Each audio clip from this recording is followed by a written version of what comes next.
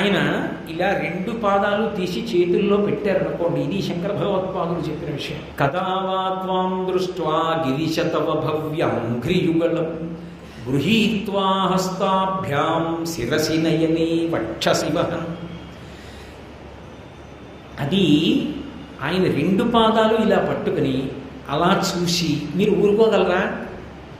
ఆ రెండు పాదాలు పాద మంజీరాలు అలా చూసి పొంగిపోయి మీ తల ఉంచి అలా ఆయన పాదాల మీద పెట్టి ఆ శ్వాసన ఆఘ్రానించి పొంగిపోయి కొంచెం దగ్గరగా జరిగి శిరసి నయనే వక్షసి వహన్.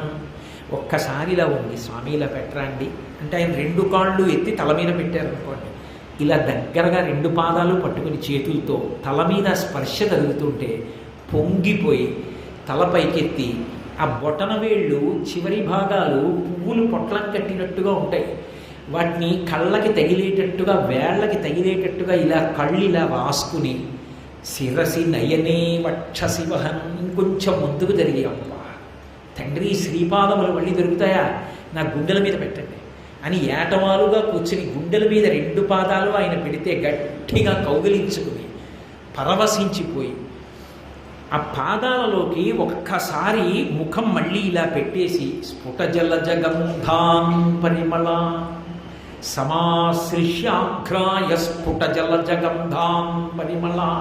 స్ఫుట జలజ బాగా విచ్చుకున్న తామర పువ్వుల్లోంచి సువాసన ఎలా వస్తుందో అలా ఉన్న పాదాల మీద తలపెట్టి ఆ సువాసన పీలుస్తూ మత్తెక్కిపోయి ఆనందంలో ధ్యానంలో ఆ పాదాలు అలాగే పట్టుకుని పరవశించిపోయి గుండెల మీద పెట్టుకుని తల మీద పెట్టుకుని ఆ వేలి చివర్లు ఇలా కళ్ళకి తగల్చుకుని ఆ కాళ్ళు ఒత్తేసి ఆ పాదాలు పట్టుకుని తులసి ఇలా వేసేసి మళ్ళీ ఒంగుని పాదాల మీద పెడుతుంటే తల మీద పెట్టుకున్నాను కదా ఇంక చాలండి అంటామా, ఇంకోసారి పెట్టినా అబ్బా అంతకన్నా స్వామి పెట్టండి మళ్ళీ తల ఉంచుతాడు.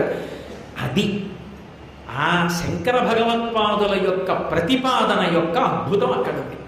పరిమళ పరిభోగ సచ్చిదానందే, ఒకసారి అనుభవించి వదిలేది కాదు. ఒకసారి కానీ నువ్వు ధ్యానంలో ఆ స్వామి పాదములను అనుభవించడం నేర్చుకున్నావా, పరిభోగ సచ్చిదానందే, జీవితంలో వదలడం. అటువంటి స్వామి నువ్వేమి ఇవ్వలేవు. శంకరులు పక్కన ఒక మాట చెప్తున్నారు, భవ భయ ఖేద చిదే వందే అన్నారు. భవ అనేటటువంటి మాట పరమశివుడికి బాగా అన్వయం అవుతుంది. ఎందుకంటే అష్టమూర్తి తత్వంలో ఆయనకి భవుడు అని ఒక పేరు, సంసారమును కల్పించువాడు అని. భవ భవం అంటే పుట్టినది అని. అది ఏదో స్వయంభూ కాదు, జ్యోతిర్లింగాలు ఉన్నట్లుగా స్వయంభూగా తనంత తాను వెలిసింది కాదు సంసారం. సంసారానికి ఒక మొదలు ఉంటుంది, సంసారానికి అంతం ఉంటుంది. ఇది బాగా పట్టుకోవలసి ఉంటుంది. ఆది అంతము ఉన్నది ఏది సత్యమైనది కాదు, అది కాలమునందు వచ్చి కాలమునందు వెళ్ళిపోతుంది. కానీ దాని యందు మగ్నుడైపోయినటువంటి వాడు మాయకి వశుడైపోయి పునర్జన్మకి హేతువుని కల్పించుకుంటాడు. నేను ఒక్క మాట చెప్తాను, మీరు బాగా పట్టుకుంటారు. పసితనంలో సంసారం ఏముంది అసలు? ఏమీ లేదు. వాడికి అమ్మ ఒక్కతే తెలుసు, వాడికి కావలసింది రక్షణ. వాడికి భయం వేసినప్పుడు ఒకసారి ఏడుస్తాడు అంతే. ఏడవడం వినా వాడికి అంతకన్నా అమ్మని పిలవడం కూడా చేత కాదు. కానీ ఆది ఒకటి ఉంటుంది సంసారానికి, అందుకే వివాహము అంటారు.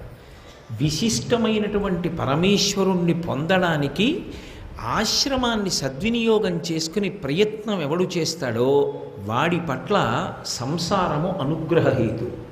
అందుకే వివాహము. నేను నా భార్యని వివాహం చేసుకున్నాను అన్నాను అనుకోండి, దాని అర్థం ఏమిటంటే వి అంటే విశిష్టమైన అని. సంస్కృతంలో వి అన్న అక్షరం సమర్థించి మాట్లాడుతుంది, వ్యతిరేకంగానూ మాట్లాడుతుంది. విశేషంగా అన్నాను అనుకోండి చాలా గొప్పది అని. విధవ అన్నాను అనుకోండి భర్త లేనిది, వ్యతిరేకంగానూ మాట్లాడుతుంది వి. ఇక్కడ వివాహము, వి అంటే విశేషమైనది. ఏది? భగవంతుడు. ఆయన్ని పొందడానికి సంసారం పనికొస్తుంది. దాని గురించి అసలు సరియైన అవగాహన ఉన్నవాడైతే భార్య వేలు పట్టుకుని గృహస్థాశ్రమంలో తరిస్తాడు. ఎలా?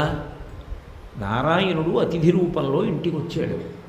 నువ్వు పెట్టినటువంటి ఓ 2 పళ్ళ ముక్కలు నువ్వు వాళ్ళతో ప్రశాంతంగా ఒక్క నిమిషం మాట్లాడడం, లేదా నువ్వు భార్యతో కలిసి చేసేటటువంటి యజ్ఞయాగాది క్రతువులు అపారమైనటువంటి పుణ్యమునకు హేతువులు.